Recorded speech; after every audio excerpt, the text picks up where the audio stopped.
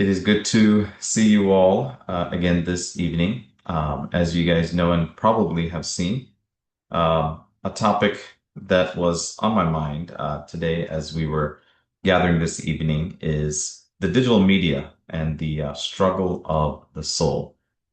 I want us to think back, to what life was like, for some of us who might be older or for some of us who might be younger, at least if you're able to, for the last maybe 2 to 3 decades ago, if you were born during that time.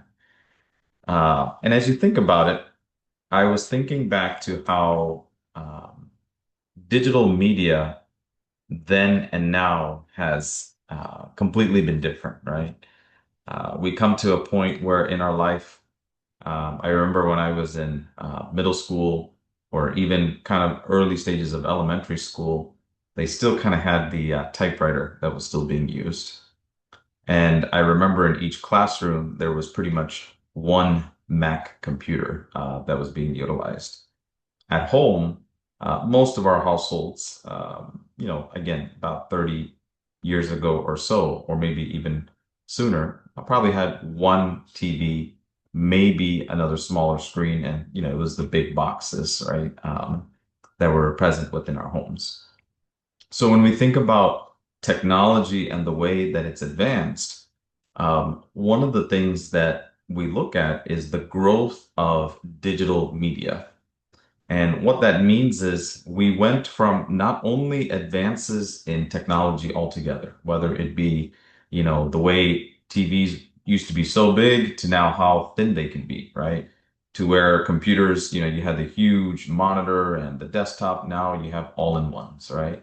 If you think about vehicles, if you think about just all the different types of technology and items that we use, how much we have advanced, right? And on one side, it is something to be really amazed about, right? It's pretty amazing to see how things can quickly evolve, whether it be years or decades. And as the things that we see today, whether it be our phones that we have or our computers that we have or just the technology that we have, people are already thinking and contemplating of what the next 15, 50, and 100 years looks like, right? So they're already planning for advancements. They're trying to figure out how to keep up. So what I would say is that digital media, first of all, is not just a tool that we occasionally use. It has now become an environment in which we live in, right? Um, in earlier generations, maybe silence and solitude were part of a normal thing, right? They were okay with that. Noise was kind of the occasional things that would just happen, whether it be, cars passing by or airplanes passing by. Today, it's the complete opposite, right? And I'll kind of walk through, and my goal is not to say that technology is bad by any means, but I really just wanted to take a closer look at how digital media um, affects our soul and how our soul may be struggling, even though we are surrounded by this digital media. So the first thing is spiritual life is always shaped by your environment. Okay. I know many of us, whether you are in a desert, whether you're in a home, whether you're in a busy city life, or whether you're in the confines of a church building, it matters where you are. And part of that, whether we want to admit it or not, environment in some way does shape our spiritual life, right? If you think about the monks, the desert fathers, the reason why they fled cities was not because it was evil. There was nothing where you cannot live a Christian life in a city or in a suburban life, but because when we think about the Christian idea of alertness or watchfulness, it becomes difficult when you're surrounded by constant simulation or even stimulation, I would say. So in a way, we are carrying what I would say our cities in our pockets today, right? And so this is why the church does not ask us, what are you consuming digitally? But rather, how is it shaping your inner life and your soul? In the Gospel of St. Matthew, chapter 6, verse 21, it says, where your treasure is, there your heart will be also, right? And digital media is constantly competing with our heart. So I just wanted to begin and share this opening part just to kind of ease our way into the topic for today. I want us to think about how the digital media shapes the soul. So as we kind of go a little bit deeper into the topic, you'll kind of see how each and every moment of our life, if you think about it, whether it be your phone while you're at work, you might have to be constantly switching between apps, right? Or you are constantly flipping through videos, or you're constantly flipping through, text messages, right? Sometimes the things that did not intend to see, or that you wanted to see, or that you were even desiring to see, all of a sudden just pops up. Like news just pops up at a moment or an instant, right? When you don't least expect it. So if you think about it, many people interpret this as, something bad. Like you just have to give up everything, right? You have to give up your phone, you have to give up your TV, you have to give up your computer. That's not what the church is guiding us to. But one of the things that we have to realize is because of the way digital media is shaped now to where, again, we're scrolling through apps, we're scrolling through messages, we're constantly scrolling through videos or text messages or flipping channels. And there's this fragmentation of our attention, right? I remember, especially like, 20, 25 years ago, growing up as a youth when we had Lenten retreats, one of the things that we would try to practice was silence or solitude. And the moment you say, let us have a moment of silent meditation, people feel very, very awkward, right? It's like, oh my gosh, this is way too quiet for me. How do I sit in this silence for even a few seconds? And during those moments of silence, you're already thinking in your head, when is the Achin gonna say the prayer? Or did Achin forget something? Or did he forget his line? And it's very hard to practice that stillness and that silence with our bodies and souls and minds and try to train it. So one of the things that the church fathers, St. John Climacus is one of the church fathers who constantly taught about this. And he says, the beginning of prayer is the expulsion of distracting thoughts, right? So many times, if you think about what we do as a church, oftentimes there's a lot of things where we repeat, right? We repeat prayers, we repeat hymns, and all of a sudden it almost becomes second nature for us, right? Like if I was to start a typical Sunday church hymn, most people already know it. They can say it by heart for the most part. Why? Because it becomes second nature, right? So in the same way, digital media is moving so rapidly to the point where it is almost becoming second nature for us, and it's replacing a lot of the spiritual habits or the things that we intended for our soul. So the first thing is a fragmentation of our attention. Our attention is now being divided amongst all of these things and trying to keep up, right? Rather than trying to focus on the one, now we have our phone, we have our TV, we have the noise in the car, we have something, maybe music or Spotify running in the background or something else. Whereas before, maybe 20, 30, or even 40 years ago, when less of those technologies existed, it was more difficult because you could only stream with one device. You could only use one headset or one headphone or one computer in the household. So now as it multiplies, there's more room for the fragmentation of our attention. The second thing is, as I mentioned, the loss of inner silence. Silence does not mean emptiness. It is really a space for God, right? So without silence, it's very difficult for us to really think about how, if you think about digital media and how it fills every empty moment and it leaves no room for self-examination. It leaves no room for the awareness of God's presence.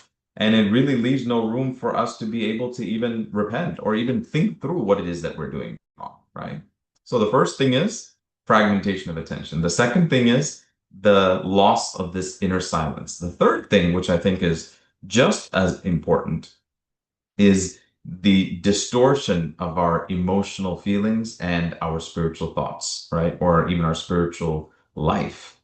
So, in many ways, social media, digital media is reshaping how we see ourselves and how we see others. What do I mean by that? We begin to compare our inner struggles to others, right? You see a picture, maybe on Facebook, or you see an image that pops up on your news feed or in the social media, and immediately you're connecting to that, right? If it's something that relates to your life, whether it be, a life celebration or maybe a circumstance, or maybe someone is posting about something that has just tragically happened to them or whatever it is, we begin to kind of have this comparison to our inner struggles and we begin to compare. And this may not be knowingly, it may just be happening in such a natural way right now. The second thing is we begin to measure our worth numerically, right? When we send out a text message to a group, we're looking and see, well, how many people read that message or who read it first, right?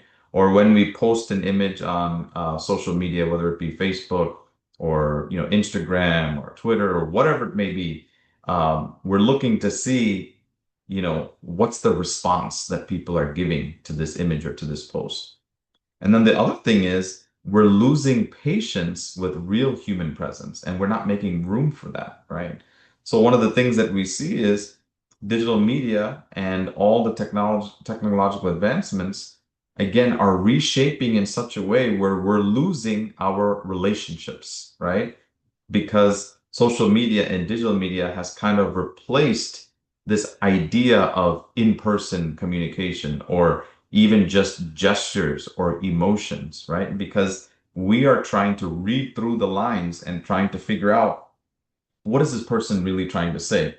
When you receive a text message that might be personal, the way you read it and the way you might interpret it if someone said those words to face could be two completely different things. You may think, oh, this person is writing because they're jealous of me or because they're angry at me. Whereas in person, they may be smiling at you and saying something totally different, right?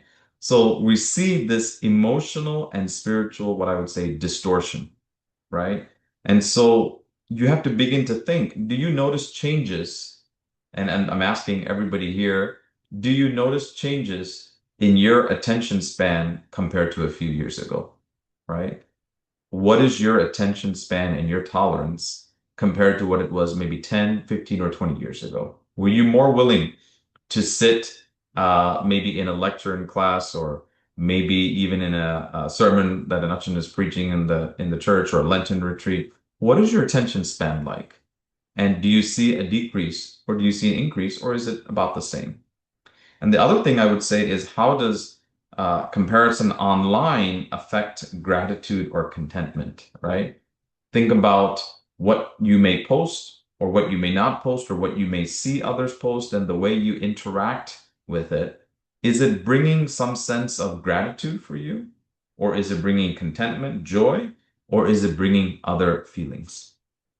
So again, how digital media shapes the soul is the first point. Number one, it's beginning to fragment our attention. Secondly, we see this loss of inner silence. And then third, our emotional and spiritual, I would say, feelings and also thoughts are kind of being distorted now. The next part is digital media and the passions, right? So if you think about food, let's just say for an example, food. We all know that the body can only consume so much food at one moment in time, right? When you overeat or overstuff yourself, you're going to feel it. Your body's going to react and it's going to communicate and it's going to trigger some neuron or something to tell you, hey, I am super full. I cannot take any more, right? You'll may start feeling some tummy aches. You may feel like it's coming up or whatever, right? And you start feeling this. And what we call that is overconsumption, right? And that's from a physical food standpoint. Now think about it as gluttony. What would be considered gluttonous, right? Too much of anything can be gluttony, right? It's an endless intake, right? We can't find that point where we need to stop, whether it be eating, whether it be consuming, whether it be looking at something. So when you begin to think about what it is that we are actually consuming, we are consuming information, we're consuming entertainment, we're consuming emotional stimulation, right? So the soul is constantly being fed. And as it's being fed, what is it doing? It's resisting spiritual disciplines, right?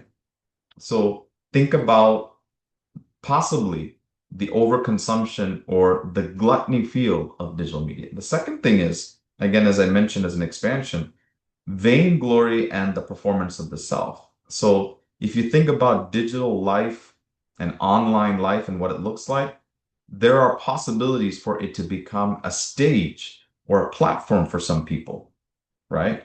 So people who are maybe more quiet in nature may not be as vocal or may not be as communicative. It has now brought an avenue where they are posting everything about themselves, right? And they present everything about themselves online and they're very transparent. They're open about their life, where they travel, what they do, what their kids' age is, where they're going to college, all those things, which is great. We're proud of them. But at the same time, again, we're looking sometimes for affirmation, right? And then we're looking for an identity through these means. And I'm not saying that everybody is, and I'm not saying that we all are, but I do believe that the generation that we are in right now, the times that we are in now, is moving in that direction, right? Because that is what, as you begin to see a lot of the challenges that, students are facing in schools or middle school students, high school students, there's this identity crisis, right? Who am I when I am in a closed room?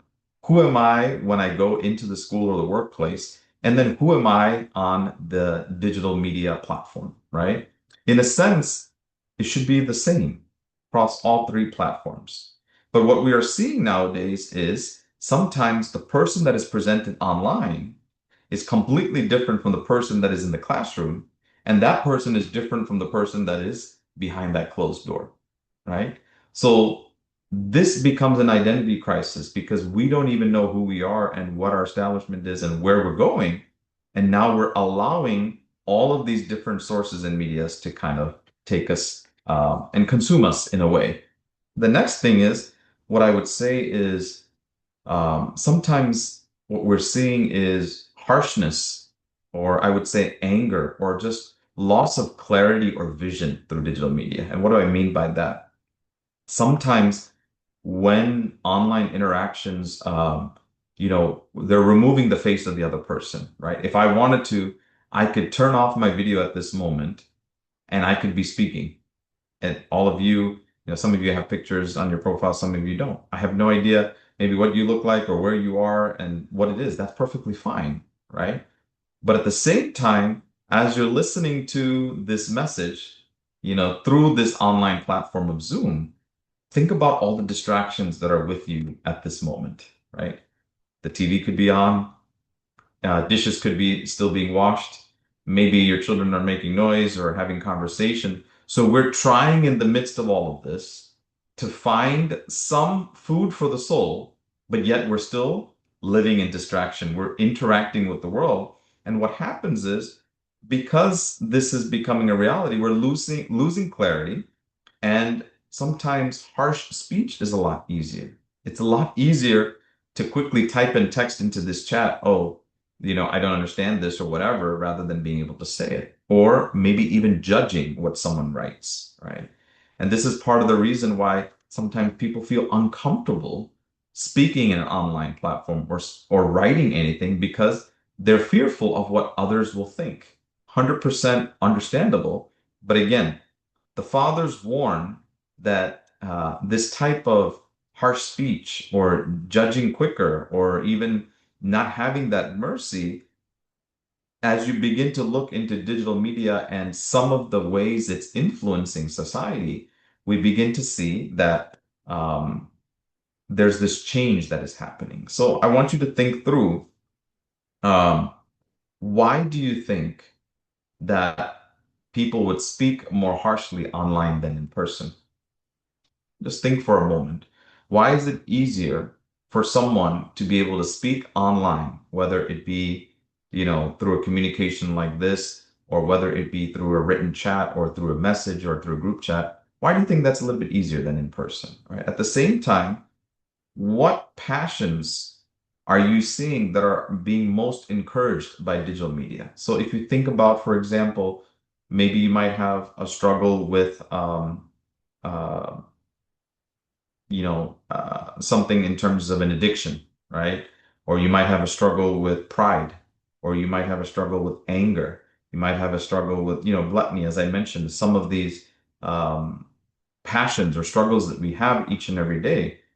Which of those do you think are being encouraged and even enhanced by digital media today to lead you down a path that may be even worse than what it was 5 or 10 years ago? I also wanted to point out that digital media is not always harmful and it was never intended to be. All right.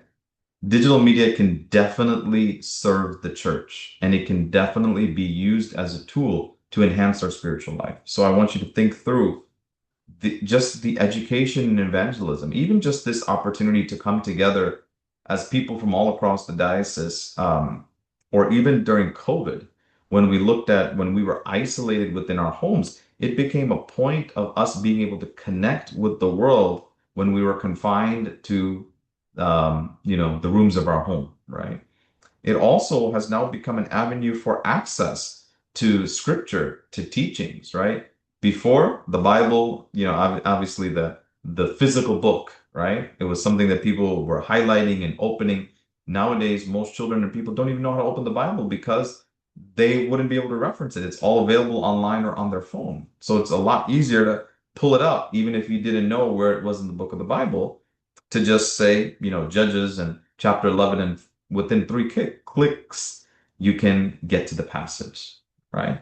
So if you think about it in that way, digital media has been able to serve the church. We have the LRD app with a lot of our prayers and, sacraments and scripture readings and song recordings. All of this has been made possible, right?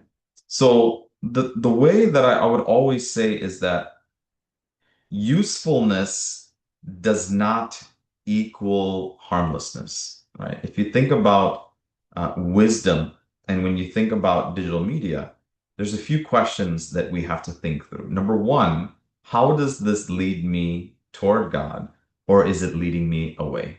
Second thing is this increasing my watchfulness, or is it serving as a distraction, right?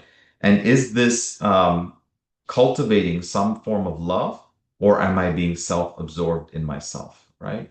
So this is something that I just, again, points for reflection for us tonight. But think through, how can digital media genuinely support spiritual growth, right? How can we recognize when a good thing becomes harmful?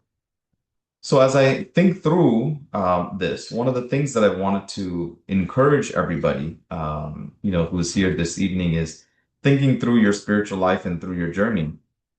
What are some ways um, that we can help to not have digital media just simply affect the soul in such a negative way? What are some ways in which we can guard ourselves with the world and what's out there? So the first thing is, what I always say is, we have to practice some form of digital fasting, right?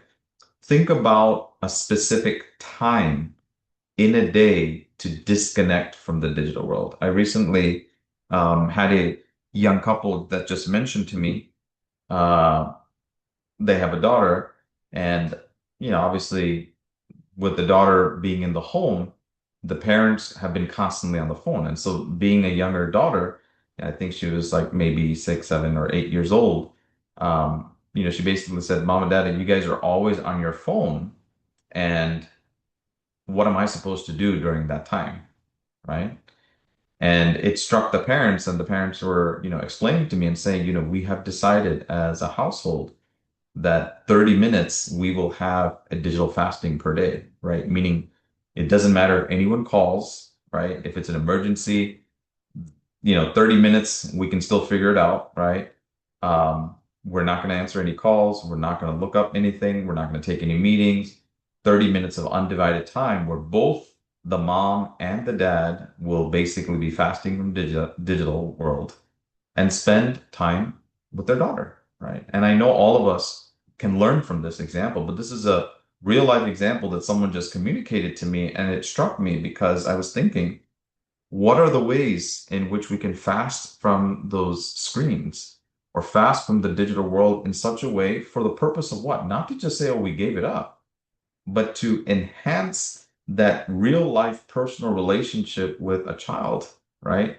Who is in need of attention, who is in need of some encouragement, who is in need of some time. Otherwise, what are we going to be doing? We're going to be teaching another generation to follow the same pattern as us. And believe me, I myself, and I know all of us are probably guilty of this in some way, shape, or form. As Achins, we're having to respond to committee, we're having to respond to church members, we have to respond to many demands of everybody else. So at that point, it's almost expected that Achins have to respond and answer at that moment. And if they don't, maybe they don't like us, or maybe they're not thinking about us, or maybe they're, just don't care. But that's not the truth. The truth is there has to be some point where all of us, whether it be bishops, priests, whether it be clergy, whether it be laymen, whether it be work people, whether it be parents or children, that we have to set apart some time. I don't want to say just fasting, but to disconnect from the digital world. The second thing is to guard your senses. Be intentional about what you see and what you hear. I remember about 10 years ago when news was coming up. I remember when CNN brought out its first app on the phone, or Fox News, or all of these different apps. When it first came out on the phone, I was just amazed. I was like, wow, I don't have to pick up a newspaper. I don't have to turn on the TV, at a specific time to hear news. At my own time, I can go in and read all of this. But what happened was that quickly turned into now breaking news here and breaking news there, to now where news from places that I don't even live in or know about is at the fingertips of my fingers in the second, even before the world, um, you know, becomes aware. Everyone is becoming aware of it instantaneously, right? And so it's moving so fast that you can inform a million people or billions of people in just a matter of few seconds versus before, right? So what happens is what is coming in, we have no idea. I remember just recently, um, just some of the things, oh, watching, did you hear about this? And I was thinking, wow, that's a pretty big news, for someone to say that that happened. I didn't hear anything about it.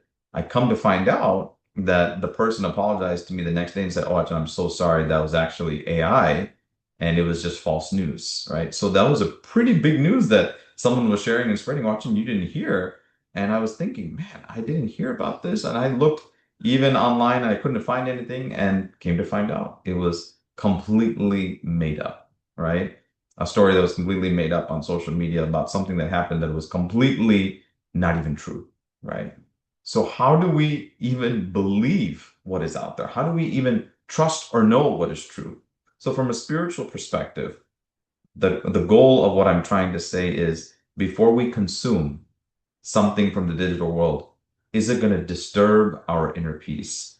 And is it being intentional about what we see and hear? The third thing is I want us to begin to restore silence and boredom in a sense. We're at a point where um, we feel bored when there's not noise or when there's not a screen in front of us, right? There's a problem with that. If you cannot be still and be silent, even for a few moments in a day, and that makes you feel very, very, very uncomfortable, or you feel like you have to be on your phone or something, there's a problem. And we need to restore that silence.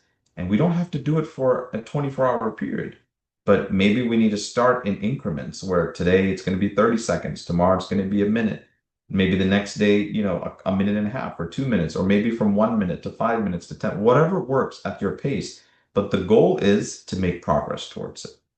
Okay. The second thing, or the fourth thing I would say is some sense of gradual changes. We are not going to be able to change all of these habits and these things just like a flash of lightning. It's not going to happen, right? You have to be able to avoid this concept of extreme guilt or just thoughts that I'm never going to be able to do this, right? What we're trying to accomplish is healing and not punishment. We're not trying to punish ourselves and saying, no more digital media, no more computers, no more phones, no more this, no more that, no more that, no more that, because ultimately we know what's going to happen is we're going to go right back to it at some point. But the goal is to practice this asceticism, right? To create this accountability and to create a gradual change. So I want you to think through as we end this evening, how do we choose stillness in this noisy age, right?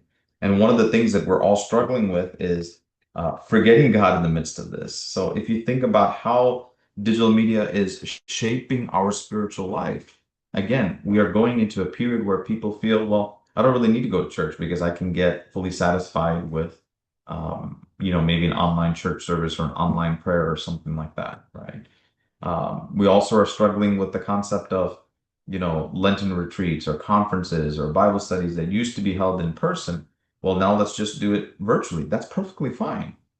But we also have to think when we're holding something virtually, that again, the distractions that are ever present in all of those rooms. Typically, when we hold a Bible study, usually we hold it at someone's house, or maybe we've done it at church, or maybe we've done it at a central location, maybe like a retreat center or something like that. When we go into the digital world, it's great. It's amazing what we can accomplish, but we have to remember if 100 people are attending that retreat from the comfort of their home, well, that's 100 different people inside of maybe hundreds of different distractions that are happening.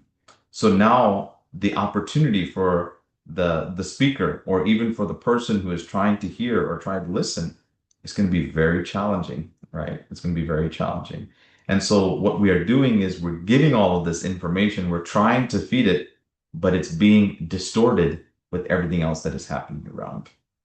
So St. Paul and all of the church fathers and everyone who brings us and restores us to this concept of, again, bringing back this concept of inner silence, this concept of being able to not fragment our attention, but to really share in that focus and try to streamline and guard our senses in a way. And what I always tell people and encourage people is the small steps can bring great fruits, right? The small steps can bring things into great fruition. So the goal is not, again, to just go out into the wilderness and say, I'm gonna, give up my phone, I'm gonna give up my car, I'm gonna give up my house, I'm gonna give up my family, and I'm just gonna live a life for Christ. There may be some that are called to do that, but the rest of us who are here and present, there is a calling for us to be able to live within this world, but to still be out of this world. So when we talk about digital media and when we talk about the technological advancements today, we have to remember all of this, there is goodness that can come from it. But at the same time, we need to be guarding, watchful, cautious, and be able to filter these things out. And the only way we can do that is by talking about it, acknowledging it, understanding it, and making changes to control what it is that we are filtering in and what it is that we're filtering out. So I just wanted to, again, share this as a reflection because I think it's a very relevant and important topic because this is, again, the norm of what we're living in day to day. So I just wanted to end with the psalmist David, who says, "Be still and know that I am God," from Psalm 46, verse 10. In a world, again, that is addicted to noise, stillness becomes a quiet act of resistance and faith. And so I hope and pray that you might be able to get some time this evening into this week to be able to reflect on this topic and to think through of how digital media is, affecting or shaping or causing our soul to suffer in many different ways. And what can we do to restore that back into goodness and into a purpose that is fulfilling for the kingdom? May all glory and honor be to the Father, to the Son, and the Holy Spirit, now and always and forever and ever.